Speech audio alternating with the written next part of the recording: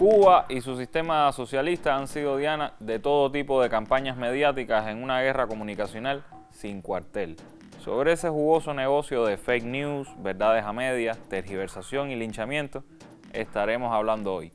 Esto es Con Filo, un espacio para mostrar con todos sus matices las noticias, los hechos, las matrices de opinión que circulan en los medios y en las redes sobre la realidad cubana.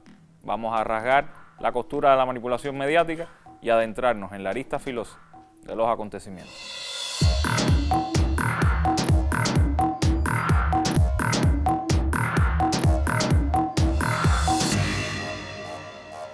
Antes de entrar en materia, nos vamos a permitir reírnos un poco.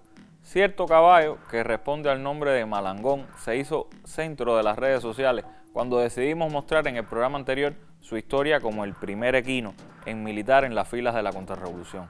Los memes llovieron y acá les dejamos una selección de algunos que vimos.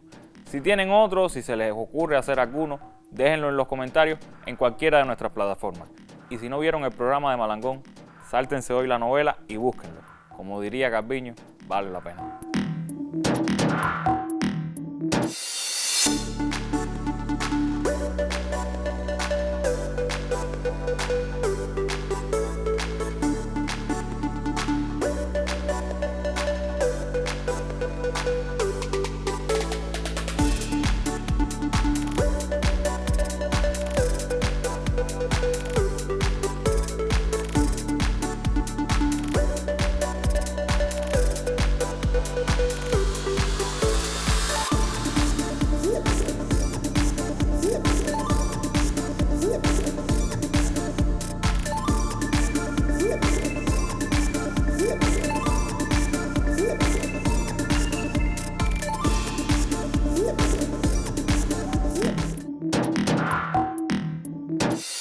Justo es decir, no obstante, que hay otras fuerzas políticas que le dan un uso mucho menos divertido a caballos como Malangón.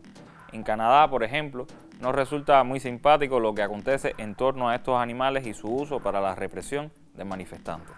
Advertencia, las imágenes que pondremos a continuación pueden resultar muy chocantes. Si hay niños en la sala, que den una vuelta y vuelvan luego a ponerse frente al televisor. Come on through. What is happening here? Wow, what is this lady doing? Trampling horses. Stop it! Look! Oh my God! They just trampled this lady. They just trampled that lady. They just fully trampled that lady. They just fully trampled that lady.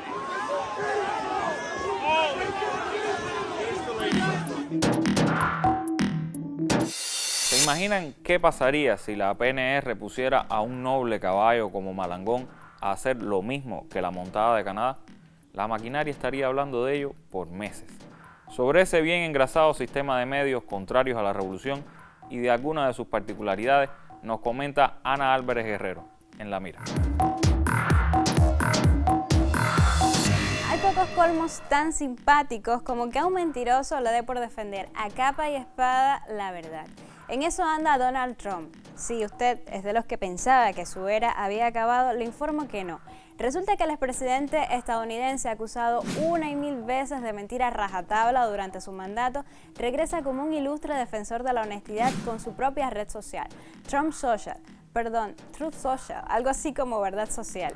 Le fue imposible tragarse su ego tras ser expulsado de las más populares, Twitter, Facebook, YouTube, Instagram, precisamente por publicar mensajes que incitaban a la violencia en medio del ataque al Capitolio el 6 de enero de 2021 y de hecho tras varias advertencias por mentir descaradamente.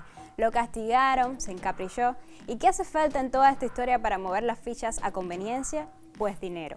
Y en eso el abuelo va sobrado. Ni siquiera pagó exclusividad. La aplicación es básicamente, dicen, una copia de Twitter. Ya fue lanzada de forma limitada en la tienda de aplicaciones de Apple en Estados Unidos, pero ya por acá tenemos a unos cuantos entusiastas loquitos por gastarse los megas ahí.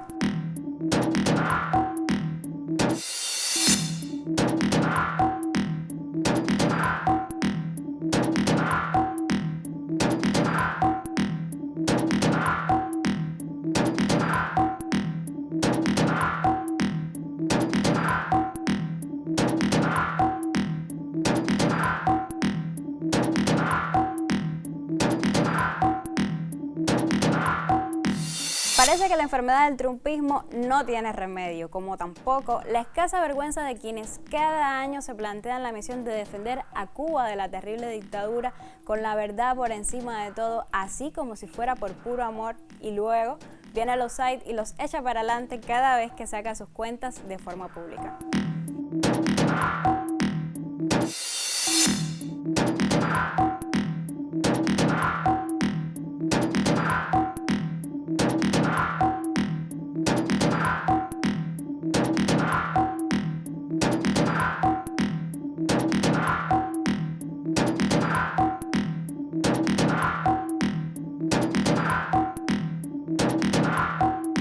A propósito de esta prensa libre, hoy les traemos una propuesta del Martillo, un canal de YouTube que desde ya les recomendamos. La libertad de prensa es una etiqueta occidental y el periodismo independiente, en la mayoría de los casos, es una farsa. Y cuando es real, no compite con la masividad y el alcance de los medios hegemónicos. Y créanme, todo es una cuestión de alcance y presupuesto.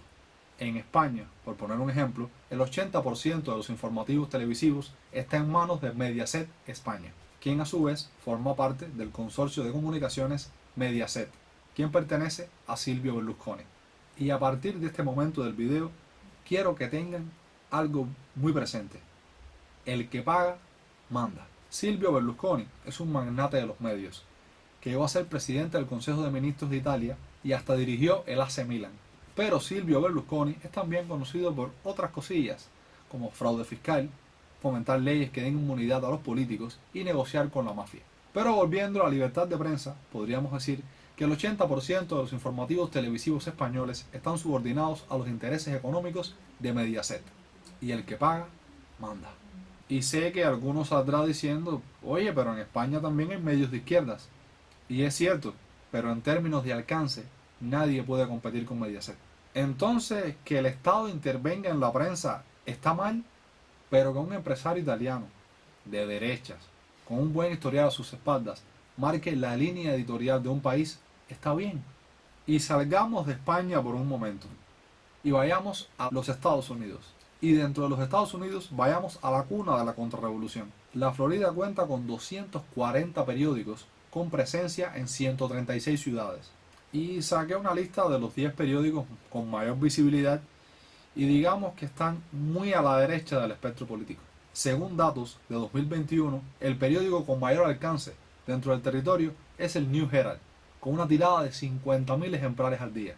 Este medio, a la hora de tratar el tema Cuba, ha hecho de todo: publicar mentiras, falsificar fuentes y hasta inventar notas. De hecho, varios periodistas de este medio han sido denunciados por recibir dinero de Radio y Televisión Martí, y algunos han sido despedidos para limpiar la imagen del medio. Y si vamos a la televisión, la cosa no mejora.